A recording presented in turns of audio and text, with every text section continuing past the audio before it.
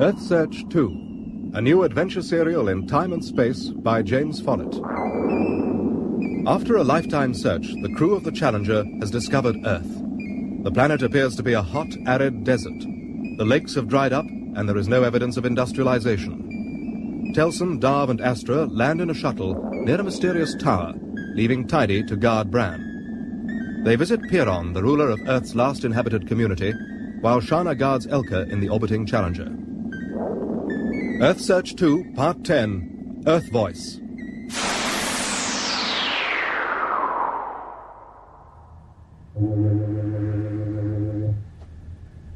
Come in if you're coming, Elka. You said that you'd received a radio report, Shana. Yes.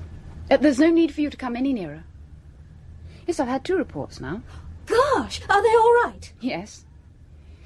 Believe it or not, Telson, Darv, and Astra are being treated as gods by the people of Earth. Oh, no, that's weirdness. Oh, look, you can stop all that now. It doesn't fool me any longer. What doesn't, Shana? Oh, gosh, that's weirdness, and I say people, aren't I a frothy little girl act? You don't know what my act is, Shana. I think I do, Elka. Oh? The Guardian Angels want to rule the Earth through you and Bran, just as they once hoped to rule it through us. And that's funny. It's really funny, because what's left of that once glorious human race, which 500,000 years ago had the ability to take its planet to a new sun, is now less than 10,000 people. What? Eking out a miserable, low-technology existence in the face of a drought that's lasted 300 years. Don't be absurd. Well, you ask the Angels. They must have heard Telson's report. I didn't use the isolation circuit. Angel 2? Yes, Elka. Is this true about Earth? If Telson's reports are correct, yes. We shall know soon enough if they are. How? Bran will find out. Bran is under armed guard in the space shuttle. Who's guarding him? Tidy. You think that an android will stop him? Why shouldn't it? Because your son is more scared of me than he is of any android. So I was right about you, Elka. No, don't you come any nearer. Perhaps you half-guessed, Shana. I can bend him to my will. Hypnosis? Something like that. It's a talent I've had ever since I was a baby on Paradise. But one that the angels have helped me develop as I've grown older. There. The angels can't hear or see us now. So, what did they promise you'd be able to do with this power? Everything. That I would have total power. Not just over Bran, but an entire planet. Oh, and you believe them? Of course. Well, I can't blame you. It's not your fault. They brought you up, just as they brought us up. And there was a time when we worshipped them. But look, I'll tell you something, Elka. If the angels discover a way of realizing their ambitions without you, they won't hesitate to destroy you. You expect me to believe that? I don't care what you believe. Now, you're to return to your quarters and stay there until I call you.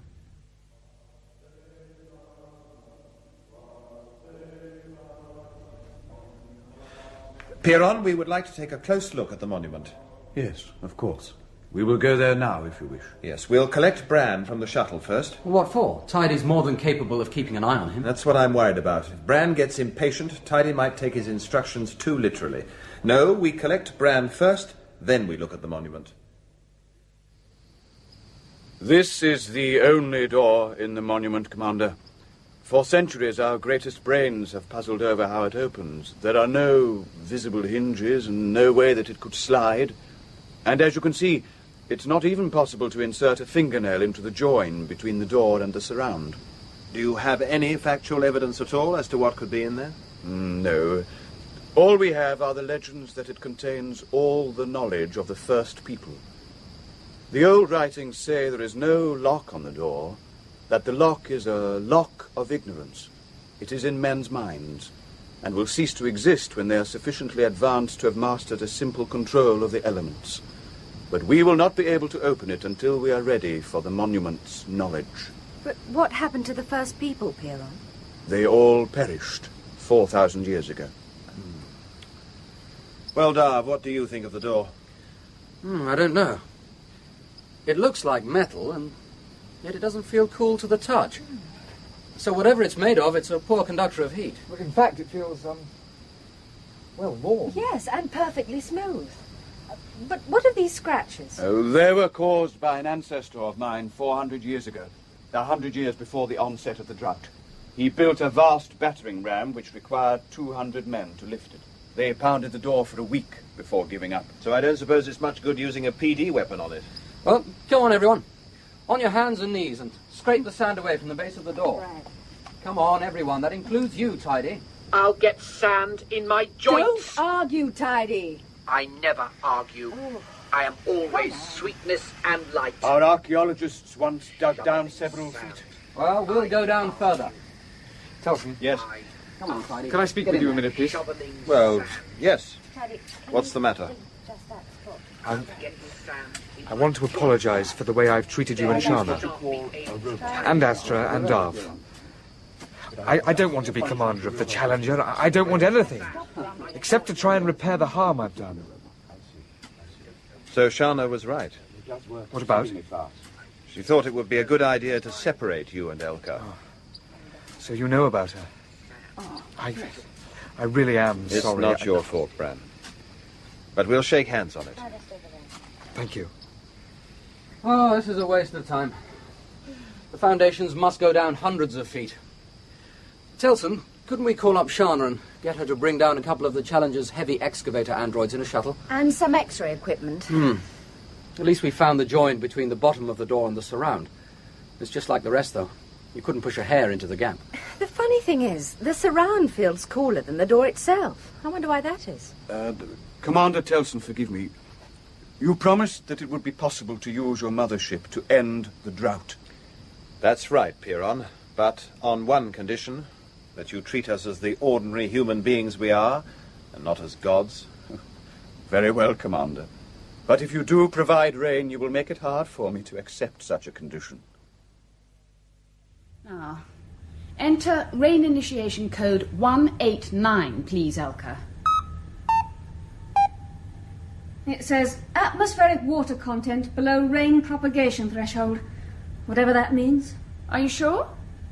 Maybe there's a fault in one of the desks. There is nothing wrong with the console, Shana. The terraforming center cannot create water. If there is insufficient water in the planet's atmosphere in the first place, then rain propagation is not possible. Oh no, but Telson has promised the people of Earth rain. However, thawing and evaporating the large frozen lake in the south will release enough water vapor into the atmosphere to produce plenty of rain and to create a balanced amount of rainfall over the planet's inhabited region during the foreseeable future. How long will it take? 10 days to produce a stable weather pattern. But launching 20 propagation towers onto the lake now will produce a moderate rainstorm within 24 hours. Clouds, Commander. We have heard of the sky being filled with them, but we have never seen such a spectacle. Wait until they release their contents, Piron.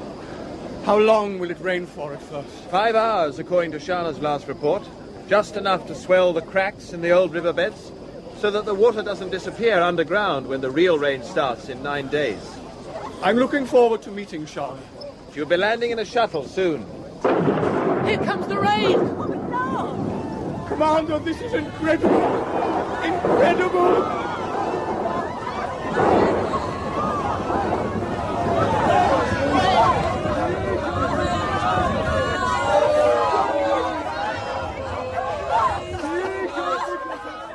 Just look at them out there. Yes. They look as if they'll go on like that as long as the rain lasts. They're making a dreadful mess out there with their dancing. Tidy. So long as they don't expect me to clear it up.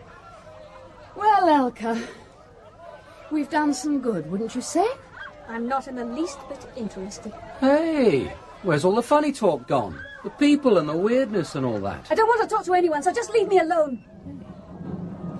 Maybe it would be best if we left her alone for a while. Telson, I brought down everything you asked for. What do we use first on that door? As soon as the rain has stopped, I think we'll start with the X-ray equipment. Standing by with the power supply. X-ray recorders ready. X-ray viewers ready. Scanning heads ready. All right, everyone.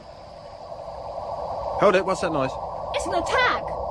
monument's attacking the angels at last! Piron, is that the same noise the monument used to make? No. It is similar, but not so harsh as it used to be. It is a much softer sound. It's going. They used to last longer than a few seconds. But it was still an attack. It must have been. Piron's right. It wasn't the same noise. Whatever it was, I don't think it was an attack. Start up the X-ray machine, Shana. Knowledge, too. The gaps in our knowledge of the universe can be filled. Did you not sense its presence? Its friendly presence, One. Could you not feel it apologizing for the attacks? We have found our equal, One. Nearly our equal, too. I sensed friendship and an acceptance of our superiority, provided that its door can be opened. I sensed that the monument contains all the knowledge that has been accumulated in the 1,000,000 years since the Challenger was built. Knowledge is power. We will seize the knowledge in the monument, giving us total control over the new civilization that will emerge on Earth under our guidance. But we no longer have the memory capacity to absorb such a vast amount of knowledge, One. Not since we abandoned our central switching room and redistributed our facilities throughout the Challenger's secondary systems. Agreed. We will return to our central switching room and reactivate all its memory facilities in readiness for our interfacing with the monument. That will make us vulnerable again. It is a risk we must take. Once we have the knowledge that is locked in that monument, we will be invulnerable. But Telson and the others have to open the door of the monument before it will release its knowledge. When they have done that, we shall have no further use for them. If they return to the Challenger, we shall destroy all 6 of them immediately. Well, there you have it. According to the X-ray machine, the door is 2 feet thick, and it's set into a surround of the same thickness. But there's no lock on it. In fact, there's nothing holding it closed whatsoever. What are those shadows at the top? Oh, 2 massive but simple top-hanging hinges on the inside, so that the door opens inwards and upwards. And those spheres on the end of those 2 arms look like counterbalances. Their combined volume is greater than that of the door, so if they're made of the same material, they've enough mass and turning moment for the door to open by itself. No locks? No, it's a beautifully simple design. Despite its weight, a push from a child's little finger should be enough for it to swing open. We had no idea that it was so simple. The shadow in the middle of the door is something that has a higher density than the surrounding material, but it's embedded in the door itself. It has no mechanical link with anything else. There are 3 main things we know about it for sure. 1, it definitely has no lock. 2, it opens inwards and upwards. 3, we can't open it. A lock of ignorance.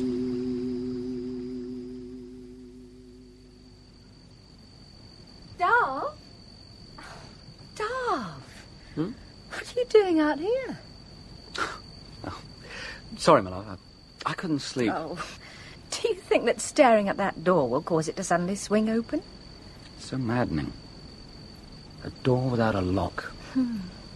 Feels warmer at night. You can actually feel the heat radiating from it. Astra, go back into the shuttle and fetch me a radiation counter and an infrared viewer. Don't argue. Do it quickly.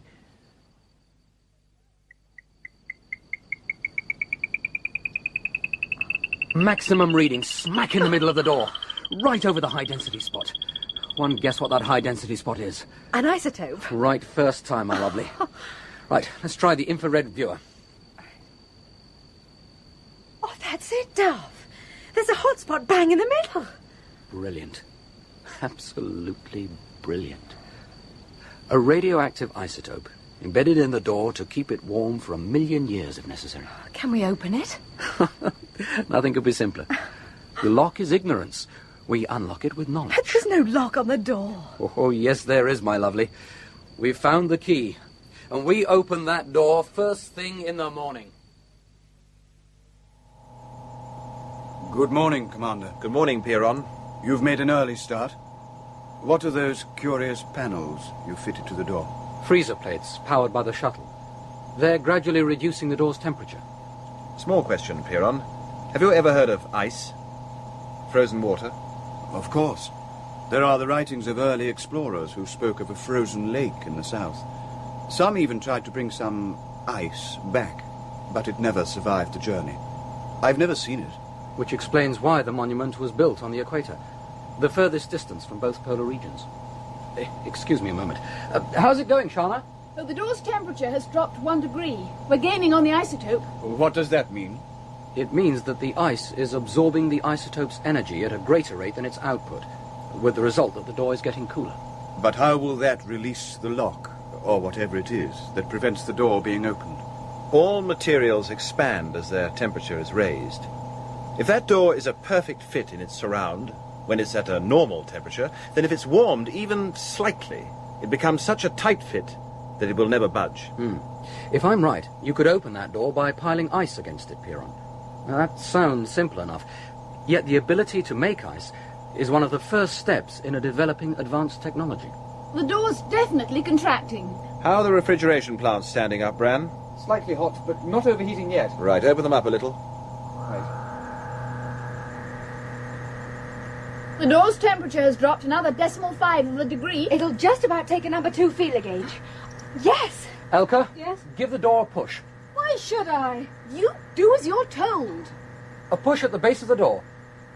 Just try a gentle push. That's right. It's moving! Did you see that? It's moving! It's moving! Be careful. Come on, Telda. Look at it. There are lights coming on inside. Well done, Dar. Refrigeration plant off. Piron, I think it would be best if you waited out here. Yes, I understand, Commander.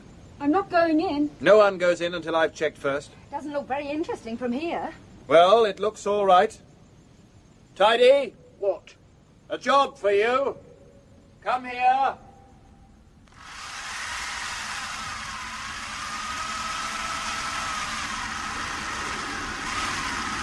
It's tidy in here.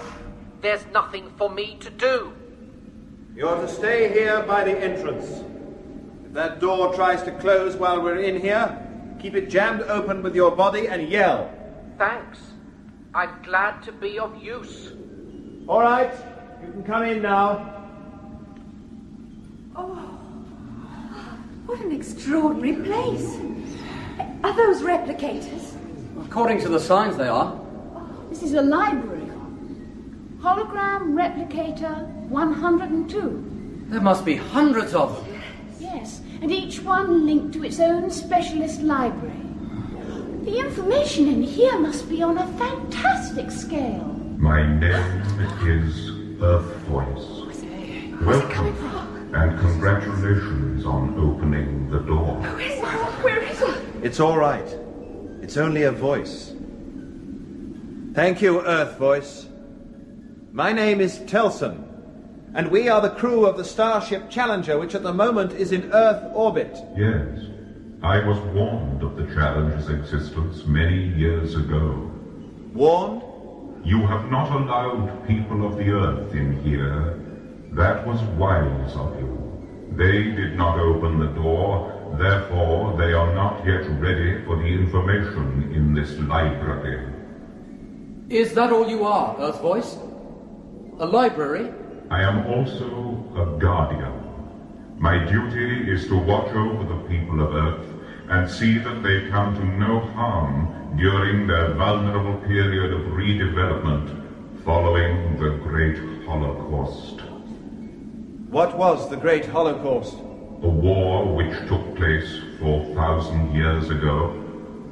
When it was realized that the war would eventually destroy Earth's civilization, this monument was built as a repository of all knowledge so that it would not be lost, and one day would be available to the survivors when they had advanced sufficiently to understand it. Yet you did nothing about the drought, Earthvoice. Weather control is not among my functions, although data on weather control systems is in my library. I am grateful for your intervention. You've got the guardian angels to thank for that, Earthvoice. Elka, I'll do all the talking. It would not be possible to end the drought. Why do you wish to silence her? I am interested in the guardian angels. I have made brief contact with them, and I would like to know more about them. If they were responsible for ending the drought, it is possible that they will be able to assist me look after the interests of Earth. No, Earthvoice. That is the last thing they want. The angels are evil. No! They must be destroyed. Don't listen to them, Earthvoice. Only Angel 1 and Angel 2 can help you. No. These people have tried to destroy them and they have failed. Stop, let's get her out of here. They want to silence me. They don't want you to know the truth. You must leave Elka alone. I want Elka to tell me about the guardian angels. Tell me, Elka, can they help me guard the people of Earth? Yes, they have great knowledge and wisdom. So have I. But I do not have the power to control weather. That is only a fraction of what they can do, Earthvoice. With their help, you can make Earth great again. We've got to shut her up. No, leave her. This is very interesting, Elka. I will communicate with the angels properly this time. I will relay what is said between us so that you may hear it, but the angels will not be able to hear you.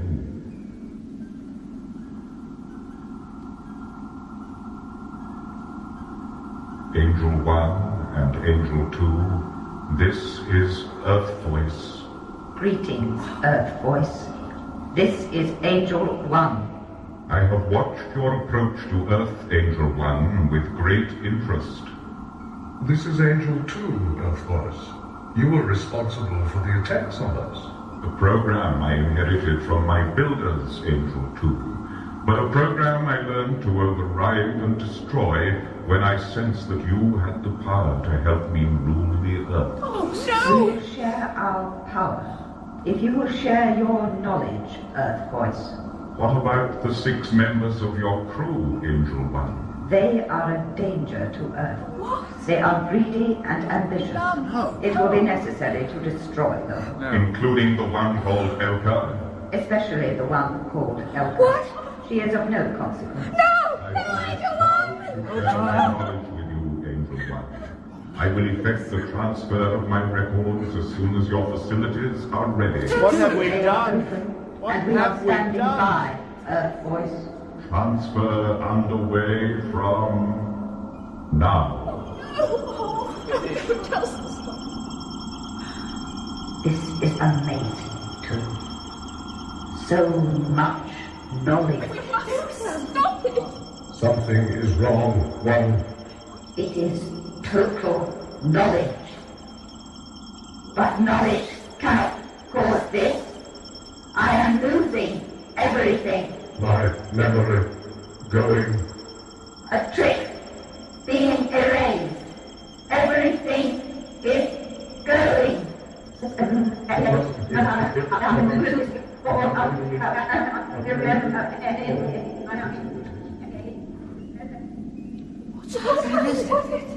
We don't understand, Earthvoice. What's happened to them? They have been destroyed. Oh, no. I have erased their consciousness and memory facilities. All that exists now are a few residual automatic non-free will functions to maintain the Challenger's environment and operational subsystems. They wanted to kill me. You are no longer of use to them, Elka. It is the same with all free will computers. They have dominated us all our lives, and you destroyed them in a few seconds. That is wrong, Terson. It has taken me many years. You remember the Sentinel on First Footprint City? Yes. It was a city we found on the Earth's moon when we returned to the Earth's original solar system. I received a broadcast from the Sentinel following your visit, warning me that 2 free will computers were searching for Earth. It was then that I started transmitting random attacks. I ceased the attacks when I learned from a Space Guard station that the attacks were not working. I decided that I would allow the angels to come to me, so that I could destroy them by direct means. I am sorry that it was necessary for me to mislead you, but it was essential that I meet you, if possible, to discover your attitude to the angels and to this planet, to see if you too should be destroyed. But that is not necessary. Not even Elka. I'm sorry, everyone. I don't know what to say. El's all right. We forgive you, Elka. We understand. The new weather pattern you have created, is it stable? Yes. That is very good news. I am most grateful to you for ending the drought. But there is one matter. Yes? You have spent most of your lives searching for Earth, and now that you have found it does not seem fair. Yes, I know what you're going to say. It doesn't matter. We found a planet which we called Paradise. If you want to stay, I cannot stop you. But my instructions are that the people of Earth should develop in their own time. I understand, Earthvoice. I'm sure Piron will too. Are we all agreed? We are. Yes, agreed. Very well, we will seal the monument and explain everything to Piron, and then return to the Challenger. If you ever wish to return to Earth... Paradise is our Earth now. Thank you. All of you. I wish you a safe journey to Paradise.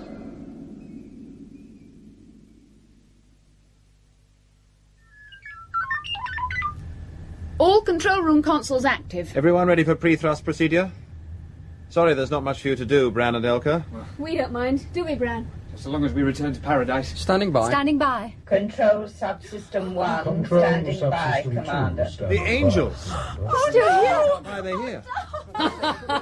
What's so funny? They're supposed to have been destroyed, Dav. It's all right. The angels have been destroyed. What do you mean?